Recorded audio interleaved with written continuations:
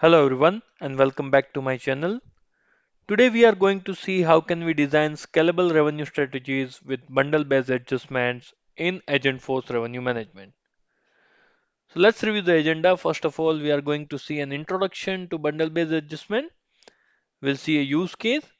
Following that, we'll review the configuration of the use case, and at last, we are going to review the component those being used. Let's review the introduction. So bundle-based adjustment refers to pricing options differently across different bundles. When you have an ask to use same product as option product against multiple bundle, although the pricing information can vary per bundle product, we can define bundle-based adjustment for that option in Agentforce Revenue Management. Here is the use case. Acme Corporation is selling products to the customer. Following product they offer when it is sold on its own, Medscan X1 is available as $5,000 per month per user when it's being sold as standalone. When this option is bundled under another product that is sold as starter kit, it's a bundle name. If Medscan X1 is being sold under starter kit, it will be $4,500 per month per user. And if it is being sold under advanced suite, then Medscan X1 is available with the price of $400 per month. So this is the use case. Now let's review the configuration. Now before going to the configuration, let me just show you I am adding Medscan X1 which is $500 as you can see over here. But when I go to let's say starter kit and let's update the price, it is being auto selected, and if I update the price, you can see it is available as $4,500 per unit. Now if I go under advanced suite,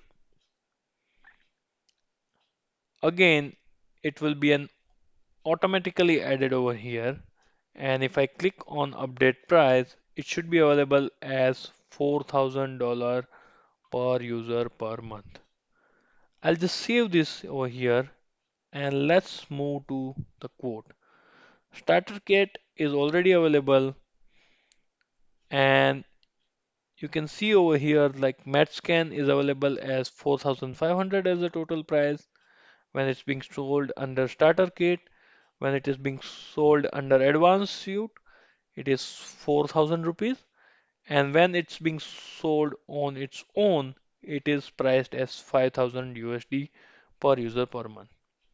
Now let's see how did I configure it. So first of all, I have created a price adjustment schedule with name bundle based adjustment. It is active. It is effective from 28th of October 2025. The schedule type is bundle. Now after doing that, we'll have to go to bundle based adjustment and we can click new. And over here, what we have to do is we'll have to provide the name of root bundle and parent bundle. In our case, it's the same, right? Whether it's an advanced suite or it's a starter kit. Then we have to select the option product. We have to select the selling model of root bundle and parent bundle and selling model of this particular product. Post that, what you have to do is we have to provide the adjustment if you want to apply. So to save the time, let me just directly show how I configured it. So I'll just click on edit. As you can see over here is it is for advanced suite. The product is MatchScan. So when this product is available as an option to this, which is having root bundle selling model as term defined or parent selling model as term defined, and the product selling model is monthly term defined, which is talking about this. At that time, we are providing 20% adjustment. So instead of 5,000, it will be priced as 4,000 USD per user per month as a 20% discount. And similarly, when the product is being sold under starter kit with monthly term defined pricing, we are providing 10% adjustment. That means it is now available as $4,005 for $4,500 per user per month. Now let's review the pricing procedure. So first two elements are common. First is to identify what is getting priced. So line item is getting price, list price is taking the list price, and there is a lookup table called bundle based adjustment entries. So once we are done with this, what we have to do is we'll have to go to setup, we'll have to go to decision table, and then we will have to find this bundle based adjustment entries and we can refresh this table. Once we are done with that, we are ready to use this bundle based price pricing element. So we'll select lookup table as bundle based adjustment. Price adjustment schedule is bundle based adjustment schedule ID. So I'll just copy this ID and I've created a constant over here which you can see, and this refers to the same bundle based adjustment schedule or price adjustment schedule that we have created. Post that, second argument is product selling model. So second parameter is product selling model of the line item effective from which is the start date. Then we'll provide the product, which is the option product that we are talking about. Then parent product and parent product selling model. That means the parent product of that particular option. Okay. Root bundle, that is available right now. In our case it will be the same, but consider it's a nested bundle, right? So bundle X, under which bundle X1 and then option, right? So the root bundle ID, root bundle selling model, and currency ISO code, right?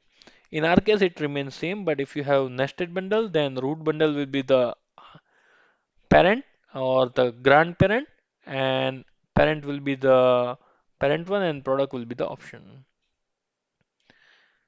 The next is inclusive price, if the price is inclusive or not.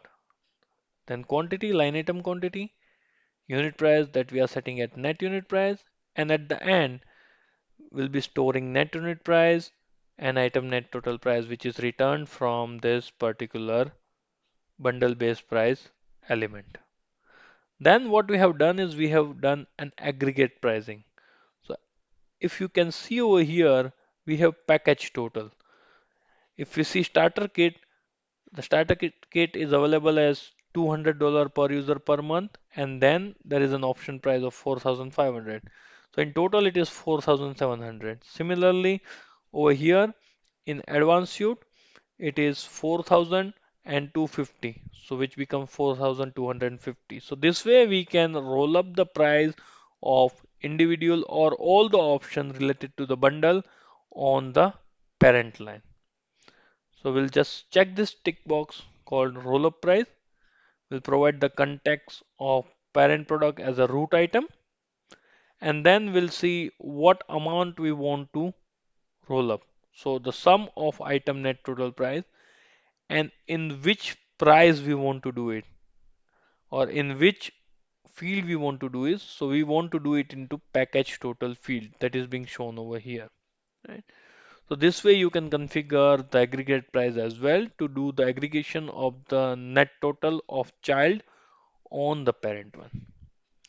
So that is how we can configure bundle based adjustment and price and option product differently across different bundles. Now let's do a quick review of the components that I've used. So in pricing procedure, I have used price setting element, list price element, bundle based price element, aggregate price element, and at the end we are stopping the pricing using stop pricing element. Decision table that we have used, price book entries and bundle based adjustment entries. Thank you very much for watching the videos. Please like and share the content and subscribe to the channel if you haven't. Thank you very much.